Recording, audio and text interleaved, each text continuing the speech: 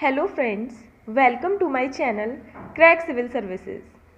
Friends, कैसे हैं आप लोग? इस क्वेश्चन का रिप्लाई मुझे कमेंट सेक्शन में ज़रूर दीजिएगा।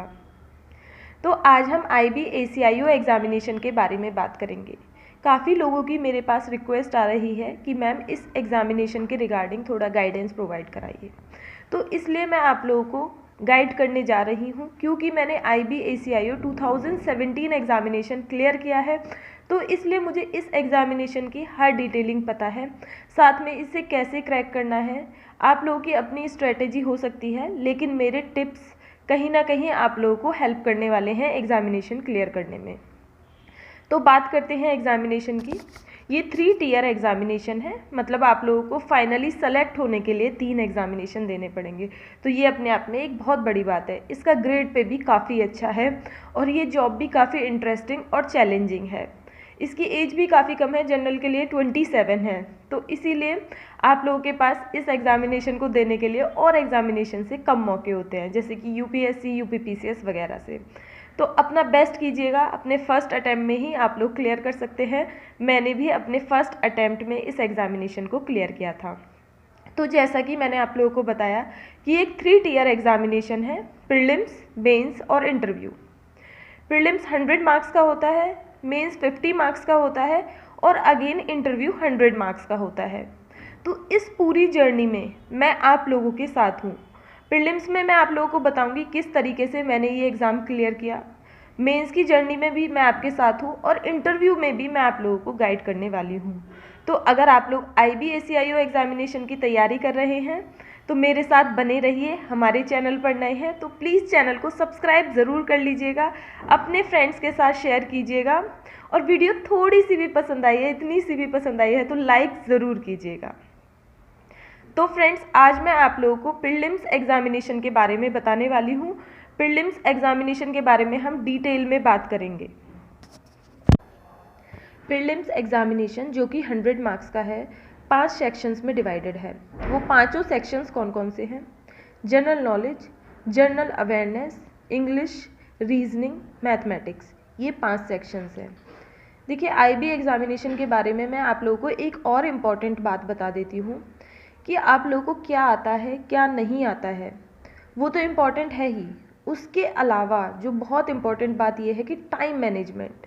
क्योंकि देखिए, ये एग्ज़ामिनेशन 1-1 घंटे के होते हैं। प्रीलिम्स भी 1 घंटे का होता है, मेंस भी 1 घंटे का होता है और एग्ज़ामिनेशन में 1 घंटा बहुत जल्दी जाता है। तो आप लोग को टाइम मैनेज करना आना चाहिए कि किस तरीके से आप लोग क्वेश्चन पेपर को सॉल्व करें कि मैक्सिमम क्वेश्चंस अटैम्प्ट कर पाएँ। और यहाँ पर आप लोग का फोकस मेनली उसी पर रहना चाहिए कि जो आपको आता है, क्योंकि इसमें नेगेटिव मार्किंग भी है। आप इधर उधर के चक्कर में पड़ेंगे, अपना टाइम भी वेस्ट कर देंगे और गलत कर देंगे तो वो नेगेटिव हो जाएगा क्वेश्चन। अगर आपको 2 ऑप्शंस में कन्फ्यूज़न है तभी आप ज़्यादा रिस्क लीजिएगा। तो नेगेटिव मार्किंग से बचते हुए, टाइम मैनेज करते हुए प्रीलिम्स आप लोग ईजिली क्लियर कर सकते हैं। तो जो मेरी स्ट्रेटजी रही थी, मेरी ये स्ट्रेटजी रही थी, देखिए आप लोग 65 के अराउंड करेक्टली कर लेते हैं अटैम्प्ट। नेगेटिव मार्किंग हटाने के बाद 65 to 70 के बीच में रहते तो आप लोगों का सिलेक्शन एश्योर्ड है प्रीलिम्स में। मेरे तो 65 से थोड़ा कम थे और उस बार कट ऑफ भी कम गई थी। मेरे 65 के अराउंड ही थे और कट ऑफ थोड़ा कम चली गई थी, 62-3 के अराउंड आई थिंक। तो मेरा प्रीलिम्स इस तरीके से क्लियर हो गया था। मेरा बहुत ही क्लियर था कि जो मुझे आता है उसी पे मैंने ज़्यादा फोकस रखा।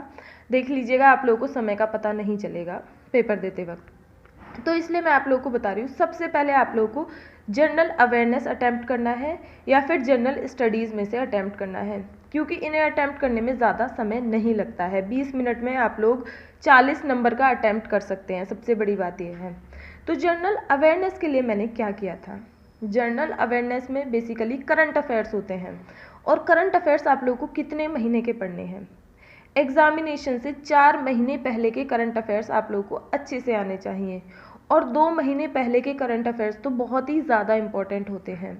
मेरे टाइम पर मैंने 1-2 हफ्ते पहले एक करंट का क्वेश्चन पढ़ा था, तो वो मैं सुबह को ही रिवाइज़ कर रही थी और वो एग्ज़ामिनेशन में पूछा गया था। तो इस तरीके से एग्ज़ाम से 1-2 महीने पहले के करंट अफेयर्स बहुत ज़्यादा इम्पॉर्टेंट हो जाते हैं और 4 महीने के करंट अफेयर्स तो आप लोगों को करने ही करने हैं।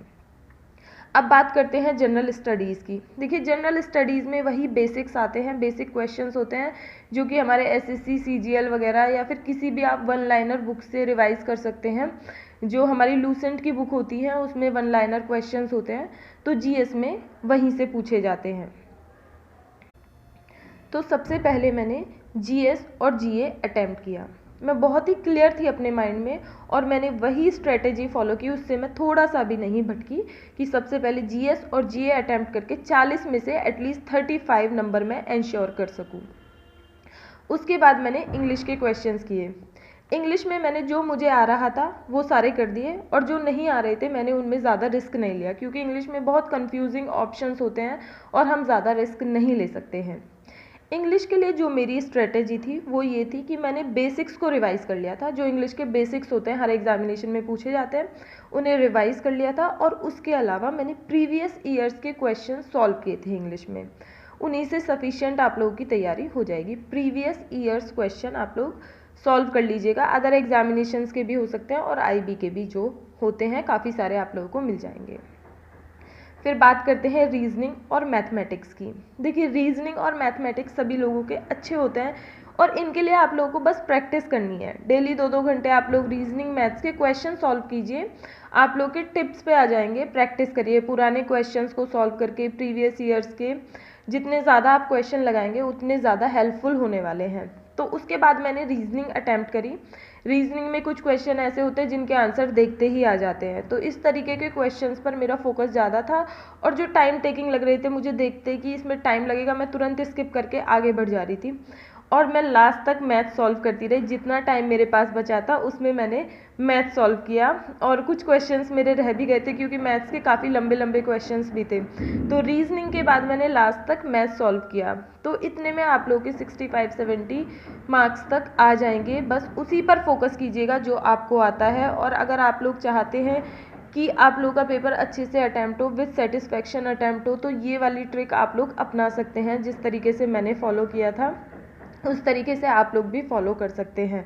और अभी से आप लोगों के लिए मेरी यही शुभकामनाएं हैं कि आप लोग आईबी प्रीलिम्स एग्जामिनेशन क्लियर करें, अपनी तैयारी में जुटे रहें, मैथ्स और रीजनिंग डेली सॉल्व करें। वहाँ पर आप लोगों को बहुत कम समय मिलेगा, इसलिए प्रैक्टिस अच्छी होनी चाहिए। उसके अलावा जीके तो देखिए over the period of time he build होती है। अगर आप लोग एग्जामिनेशन देते रहते हैं, जैसे मैं देती रहती थी, कोई ना कोई एग्जामिनेशन देती रहती थी, तो उस वजह से जीएस काफ़ी स्ट्रॉन्ग हो जाती है और जीएस में सबसे ज़्यादा स्कोर किया जाता है। जीए में 4 महीने के करंट अफेयर्स अच्छे से रट लीजिए, अच्छे से। अभी से इतना ज़्यादा मुश्किल भी नहीं है, एफर्ट्स देंगे तो ज़रूर क्लियर कर पाएंगे। मैंने भी थोड़े से एक्स्ट्रा एफर्ट्स दिए थे तो क्लियर हो गया था। और मेंस के बारे में हम जब मेंस अप्रोच होने वाला होगा तब डिस्कस करेंगे। इंटरव्यू का भी मैं आप लोगों से डिस्कस करूँगी।